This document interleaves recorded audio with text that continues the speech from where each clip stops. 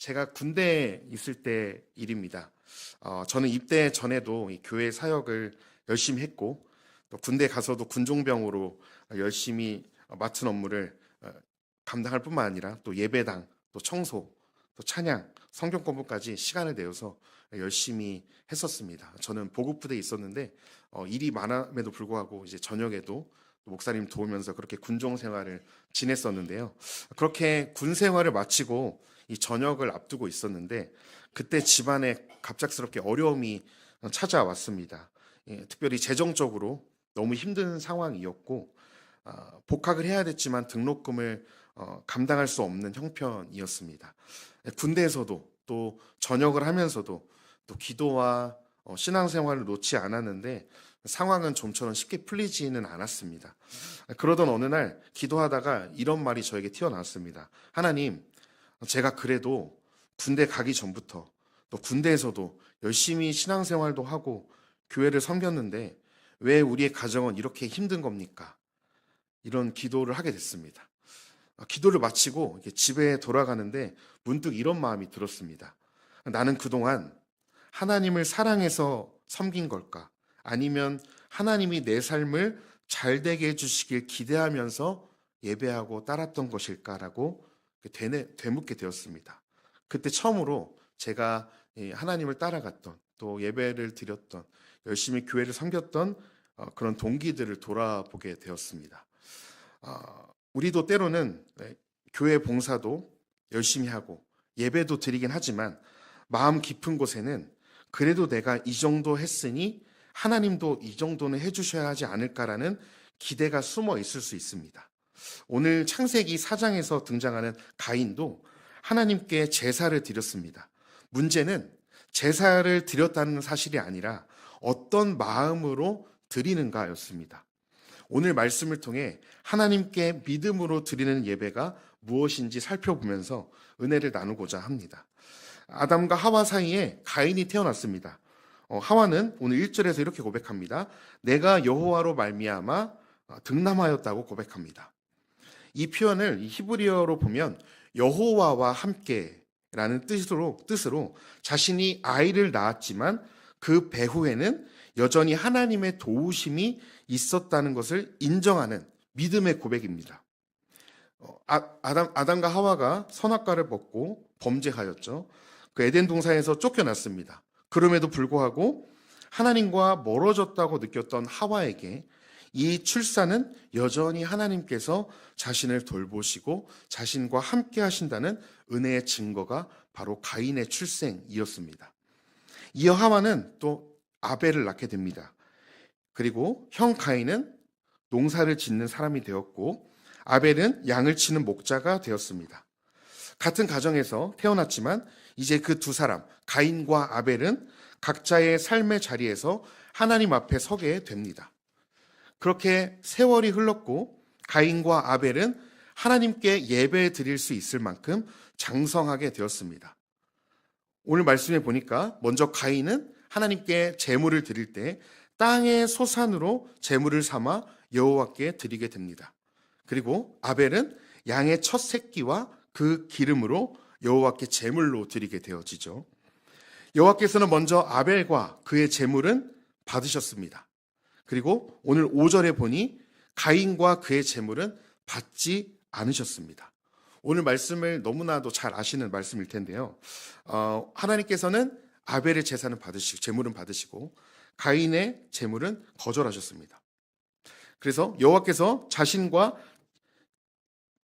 자신이 드린 제물을 받지 않으시자 가인은 몹시 분하여 안색이 변하게 되어지죠. 가인이 몹시 분하여라고 할 때 이 분하다라고 해당하는 히브리어 하라라는 뜻은요, 뜨겁게 타오르다라는 뜻이 있습니다. 따라서 단순히 가인이 하나님이 제물을 받지 않으시자 분했다는 의미로 그치는 것이 아니라 다른 성경에서는 이 단어가 맹렬하다, 미치다, 한탄하다, 근심하다는 뜻으로 쓰여지기도 합니다. 즉 하나님께서 자신의 제물을 거절하시자 가인은 심하게 근심하고 한탄하면서 또한 동생 아벨의 제물을 받으신 것에 대하여는 미칠 정도로 맹렬하게 시기하는 마음이 가인에게 일어났음을 알 수 있습니다. 그렇다면 여기에서 우리가 질문이 하나 생깁니다. 이 본문을 우리가 읽을 때마다 드는 질문은 뭡니까? 바로 왜 하나님께서 아벨의 제물은 받으시고 가인의 제물은 받지 않으셨냐는 것입니다. 왜 하나님께서 아벨의 제물은 받으셨고 가인의 제물은 거절하셨을까요? 여기에 여러 신학자들의 의견이 분분합니다. 어떤 학자는 이렇게 얘기합니다. 하나님께서는 농부들보다 목자들을 더 좋아하신다는 의견을 내리기도 합니다. 또 어떤 학자들은 하나님께서는 짐승 제물을 곡식 제물보다 더 좋아하신다는 의견. 또 어떤 학자는 가인이 인색했기 때문이다. 하나님께 인색했기 때문이라는 의견들이 있습니다. 제가 방금 언급한 학자들의 의견은 성경 어떤 문맥상 또 성경에 게시된 하나님의 성품을 볼 때 동의가 되지는 않습니다. 이 오늘 본문을 자세히 살펴보면 하나님께서 아벨의 제물을 받으시고 가인의 것은 거절하시는 이유를 알 수 있습니다.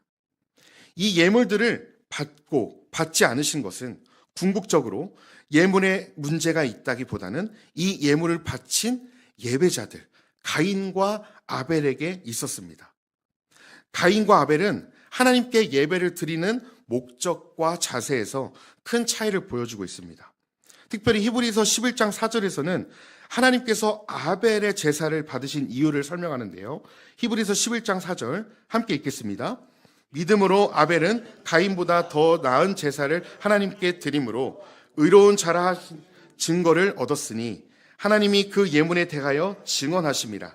그가 죽었으나 그 믿음으로써 지금도 말하느니라. 하나님께서 아벨의 제사를 받으신 이유는 바로 아벨이 믿음으로 제사를 드렸기 때문입니다. 하나님께서 예배에 요구하시는 것이 있다면 그것은 어떤 제물을 드리느냐 이전에 하나님을 향한 믿음을 가지고 예배에 나오는가입니다. 창세기 저자는 아벨과 가인이 드린 제물에서 믿음으로 드렸는가, 형식으로 드렸는가를 알 수 있는 단서를 주는데요. 다시 3절 말씀을 보시면 가인은 땅의 소산으로 제물을 삼아 여호와께 드렸다고 말합니다. 가인의 예물은 하나님을 위해 미리 준비해 놓은 것이 아니라 그냥 땅의 소상 중에 아무거나 눈에 보이는 제물을 삼아서 하나님께 드렸습니다. 이 3절 말씀을 통해 우리가 알 수 있는 것은 예배에 대한 가인의 태도입니다. 땅에서 나오는 귀한 곡물들이 분명히 있었을 것입니다. 열매들이 있었을 거예요. 그러나 그냥 땅의 소산으로 제물의 이름이 명확하지는 않습니다. 본문은 가인이 첫 것, 가장 좋은 것을 드렸다고 말하지 않습니다. 반면 4절에 보니 아벨은 첫 열매, 기름진 것 등 가장 좋은 것을 드렸다고 본문은 이야기합니다. 아벨은 자기 짐승들 중에서 가장 좋고 기름진 양을 제물로 구별하여 드리는 일을 통해 예배를 드리러 오기 전부터 하나님께 드릴 예배를 준비했던 것이죠.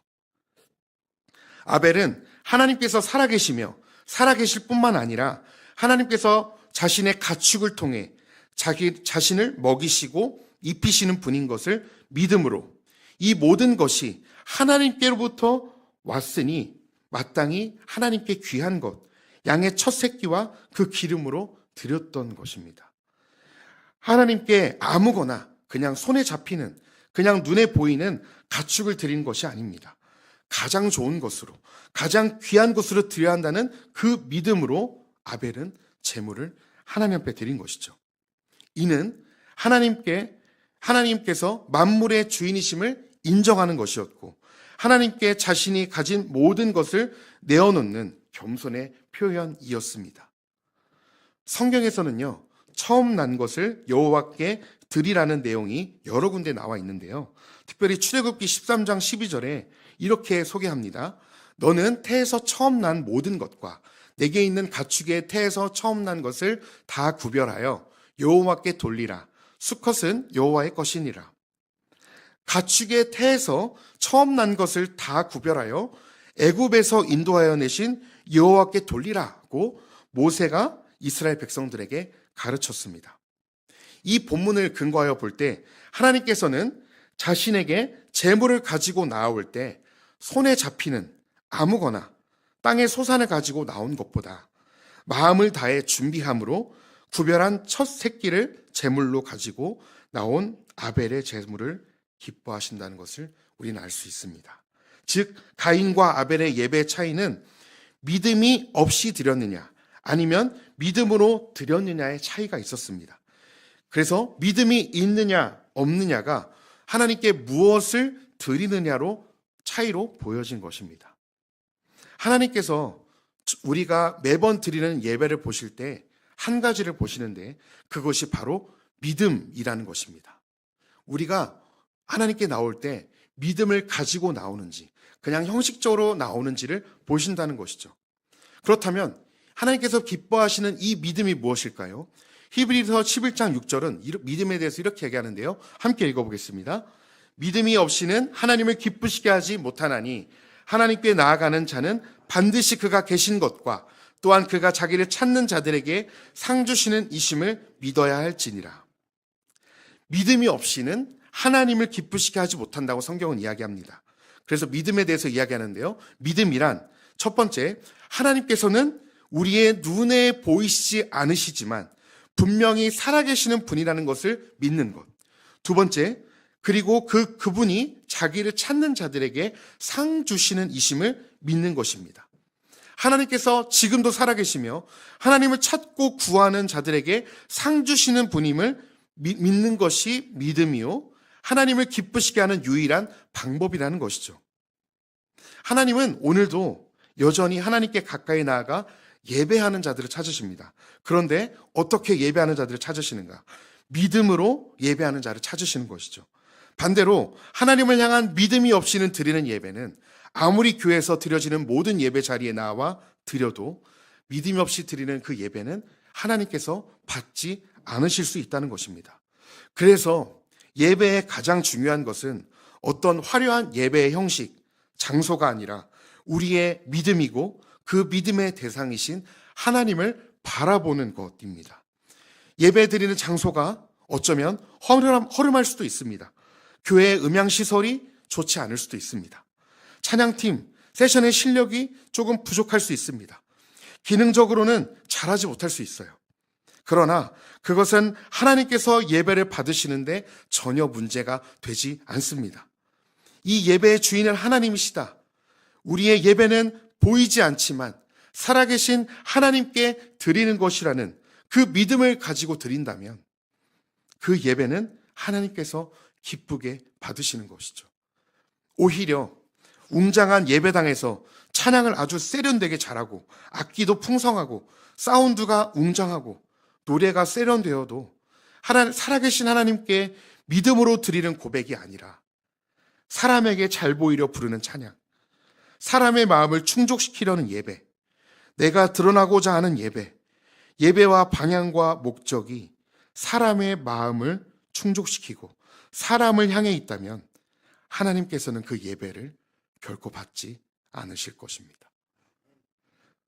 또한 이 매주 드리는 예배이기 때문에 언제부턴가 이 예배가 형식이 되어버리고 습관이 되어버렸으며 예배에 나오는 가운데 전혀 감격이 없고 어쩔 수 없이 예배의 자리에 나와 앉아있다면 하나님께서 오늘 가인의 제물, 가인의 제사를 거절하신 것처럼 어쩌면 우리가 아무런 마음 없이 드리는 이 예배를 하나님께서 거절하실지 모르겠습니다. 하나님께서 우리 예배 가운데 요구하시는 것은 바로 믿음으로 드리는 예배입니다.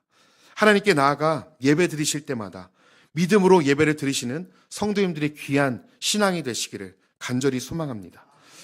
여호와께서 제물을 거절당한 가인의 분함과 안색이 변한 것을 보셨습니다. 그리고 6절에서 이렇게 물으세요. 여호와께서 가인에게 이르시되 내가 분하여 함은 어찌 됨이며 안색이 변함은 어찌 됨이냐. 지금 사실 가인은 제물을 거절하신 여호와께 화낼 상황이 아니라 왜 자신의 제물이 거절됐는지, 왜 자신의 제물을 받지 않으셨는지, 자신에게 무엇이 잘못되었는지를 물어야 했습니다. 하나님, 저에게 무엇이 잘못됐나요? 제 제물에 무엇이 잘못됐습니까? 저의 삶이 하나님 앞에 무엇이 잘못됐습니까? 하나님께 물어야 됐죠. 그러나 가인은 적반하장으로 여호와를 향해 분을 내고 안색이 변한 가인이었습니다. 그러면서 하나님은 7절에 이렇게 의미심장한 말을 남기시는데요. 함께 읽어보겠습니다.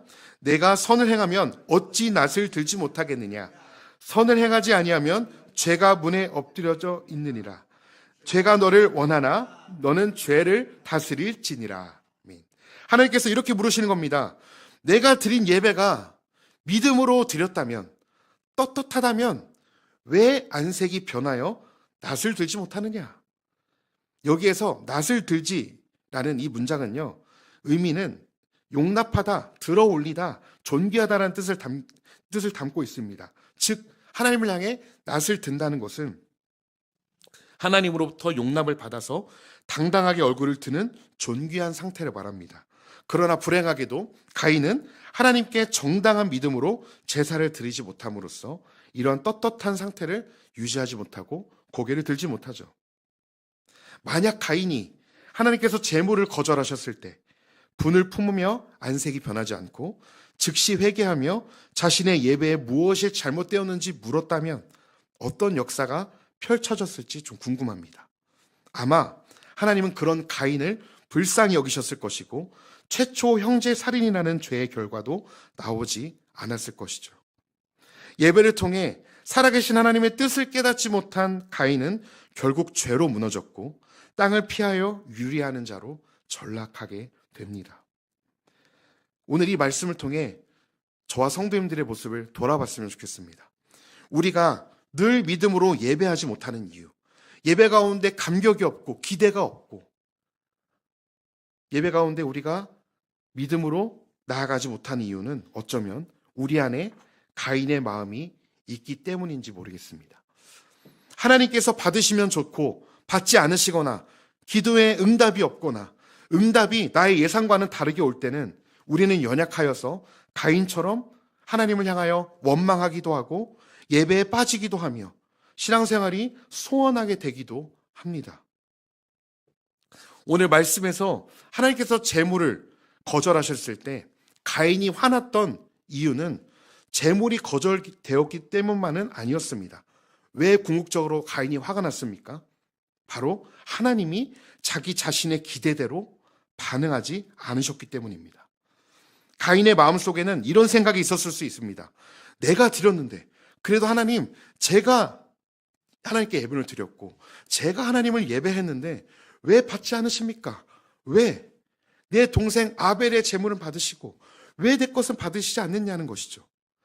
자신이 하나님께 제물을 드렸다면 받으시는 것은 당연하고 자기의 기대대로 하나님께 칭찬과 복을 가인은 바랬을 것입니다. 왜 제물을 받지 않으셨을까 고민하며 자신의 마음을 돌아봐야 했지만 가인은 자신의 삶은 전혀 돌아보지 않고 동생 아벨을 시기하고 받지 않으신 하나님께 원망했던 것입니다. 우리도 때로는 가인과 같이 이렇게 생각할 때가 있는 것 같습니다.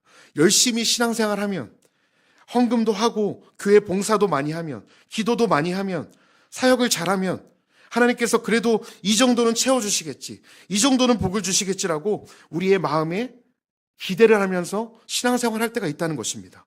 그러나 자녀의 문제, 삶의 형편, 건강, 미래 등 하나님께서 내가 예상한 방식대로 움직이지 않으시거나 응답이 더디다면 우리도 가인처럼 우리 마음에 하나님을 향해서 분한 마음, 안색이 변하는 모습이 우리에게도 있다는 것이죠. 이것은 믿음으로 드리는 예배가 아닙니다. 이것은 예배를 통해, 신앙을 통해 하나님을 조종하려는 것이죠. 하나님을 이용해서 우리가 잘 먹고 잘 살려는 것입니다. 하나님께서 기뻐하시는 예배가 무엇입니까? 그것은 바로 나의 주권을 내려놓고 그렇게 하지 아니하실지라도 하나님의 주권을 인정하는 것이 예배죠. 우리가 매번 예배에 드리며 놓치지 말아야 할 것이 있는데 그것은 내 삶의 주권이 내게 있는 것이 아니라 하나님께 있다는 것입니다. 내 삶 가운데 하나님께서 하나님 되심을 인정하며 그분께 내 삶의 주권을 드리는 것이, 내 삶의 주권자가 제가 아니라 하나님이시라고 고백하는 것이 예배의 본질입니다. 그게 하나님이 기뻐하시는 믿음으로 드려진 예배이죠. 욥은 하나님이 기뻐하시는 예배를 드린 사람 중에 한 사람이었습니다. 욥은 말씀해 보니까 온전하고 정직하였고 동시에 하나님을 경외하며 악에서 떠난 자라고 이야기합니다. 그리고 그에게는 잘 아시는 것처럼 자녀 10명이 되었고 또 수많은 재산들이 있었죠. 사탄은 그런 욥을 보면서 이렇게 얘기합니다. 분명 하나님께서 욥에게 많은 복을 주셨기 때문에 욥이 하나님을 경외하고 섬기는 것이라고 이야기합니다. 하나님께서 욥을 축복해 주셨기 때문에 하나님을 섬긴다라는 것이죠. 그래서 사탄은 하나님께 요구합니다. 욥기 1장 11절에서 이렇게 요구해요. 이제 주의 손을 펴서 그의 모든 소유물을 치소서. 그리하시면 틀림없이 주를 향하여 욕하지 않겠나이까. 사탄은 하나님께서 모든 소유물을 가져가시면 분명 욥이 하나님을 향하여 욕하며 원망할 것이라고 확신했습니다. 하나님께서 욥을 믿으셨던 것일까요? 여호와께서 사탄에게 욥의 목숨 빼놓고는 그가 가진 모든 세어물을, 모든 재물, 자녀를 사탄에게 가져가도록 맡기십니다. 그리고 한순간에 욥의 모든 자녀들과 그 많던 욥의 재물들이 하루아침에 허무맹랑하게 사라지게 되죠. 자신의 모든 자녀들과 재물이 사라졌을 때 욥은 어떻게 했습니까? 욥은 가인과 같이 하나님을 향해 분을 품거나 안색이 변하지 않았습니다. 욥은 모든 자신의 자녀들을 거두어 가셨을 때, 모든 재물이 사라졌을 때 그 자리에서 일어나 겉옷을 찢고 머리털을 밀고 땅에 엎드려 그 자리에서 하나님을 예배하기 시작합니다. 그리고 이 모든 상황을 놓고 욥은 이렇게 고백합니다. 욥기 1장 21절 말씀 함께 읽어보겠습니다. 이르되 내가 모태에서 알몸으로 나왔사온즉 또한 알몸이 그리로 돌아가올지라. 주시니도 여호와시오 거두시니도 여호와시오니 여호와의 이름이 찬송을 받으실지니이다 하고, 자신이 이 땅에 알몸으로 왔기 때문에 다시 알몸으로 돌아가는 것이 맞다는 것입니다. 그러면서 자신에게 자녀들과 수많은 재물을 주신 분도 여호와이시고 그 모든 것을 걷어가신 분도 여호와시라는 것입니다. 그것들의 주인이신 여호와 하나님이셨기 때문에 여호와의 이름이 찬송을 받으셔야 한다는 것입니다. 믿음으로 서지 못하고 무너질 수 있었는데, 원망할 수 있었는데 욥은 이 모든 일에 범죄하지 않고 하나님을 향하여 한마디도 원망하지 않습니다. 욥은 어떻게 그런 처참한 상황 가운데서 한순간에 자녀를 잃고요, 한순간에 재물을 잃었던 상황에서 어떻게 하나님을 예배할 수 있었을까요? 어떻게 하나님을 찬양할 수 있었을까요? 그것은 바로 하나님을 향한 바른 믿음 때문이었습니다.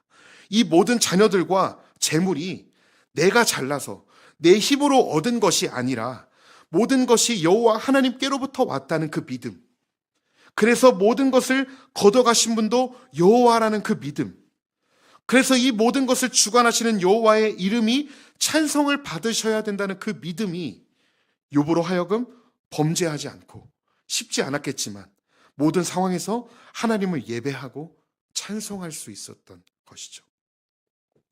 저는 하나님께서 기뻐하시는 예배와 슬퍼하시는 예배의 차이가 여기에 있다고 믿습니다.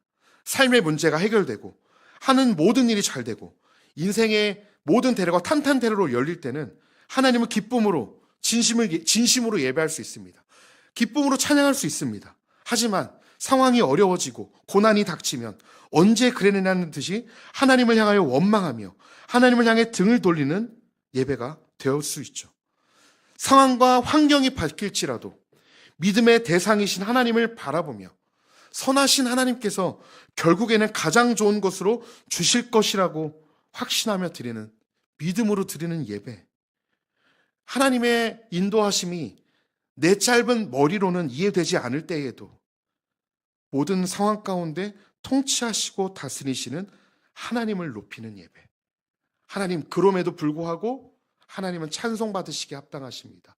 내 삶이 여전히 고난 가운데 있지만 그럼에도 하나님께서 내 삶을 붙드시는 분임을 믿습니다.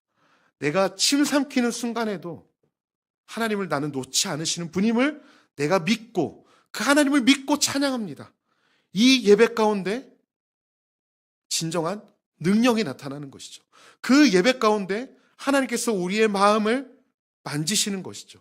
그 어려운 상황을 해석할 능력을 우리가 모든 어려운 상황을 뛰어넘는 그 예배 가운데 하나님께서 부어주시는 것입니다. 말씀을 정리하겠습니다.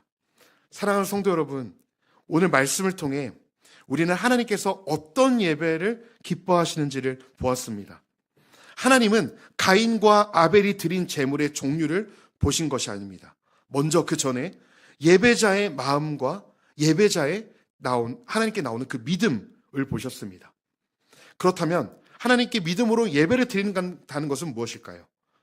네 가지인데요. 첫째는 믿음의 예배는 먼저 오늘 하나님께서 살아계시며 우리의 예배를 받으시는 분이라는 사실을 믿고 하나님께 나오는 것입니다. 하나님은 오늘도 살아계십니다. 오늘도 살아서 역사하시고 오늘도 당신을 찾는 자들에게 상 주시는 이심을, 간절히 찾는 자를 만나주시는 분이 우리가 예배를 드리는 하나님이십니다. 눈에 보이지 않아도 지금 이 자리에서 우리의 찬양과 기도를 들으시는 하나님을 찬양하며 드리는 예배를 하나님께서 받으십니다. 두 번째, 믿음으로 드리는 예배는 우리가 무엇을 얻기 위한 조건이나 거래가 아니라 나를 구원해 주신 그 하나님께 감사해서, 나를 지으신 그 하나님께 감격하여서 하나님을 사랑하기 때문에 드리는 예배입니다. 내가 이만큼 했으니 하나님도 무언가 해주셔야 한다는 예배가 아니라 하나님이 하나님 되시기 때문에 예배를 드리는 것이죠. 셋째, 믿음의 예배는 상황과 환경이 내 기대와 달라도 하나님을 신뢰하며 드리는 예배입니다. 응답이 더디고 때로는 이해되지 않은 순간에도 하나님의 선하심과 주권을 인정하면서 하나님을 바라보는 예배입니다. 그래서 축복의 순간뿐만 아니라 어려움 속에서도 하나님을 향해 나아가는 예배가 참된 믿음의 예배입니다. 그리고 마지막으로 믿음의 예배는 이 자리에서 드리는 한 시간으로 끝나는 것이 아니라 교회를 나서는 순간부터 우리의 삶 전체가 예배가 되는 것입니다.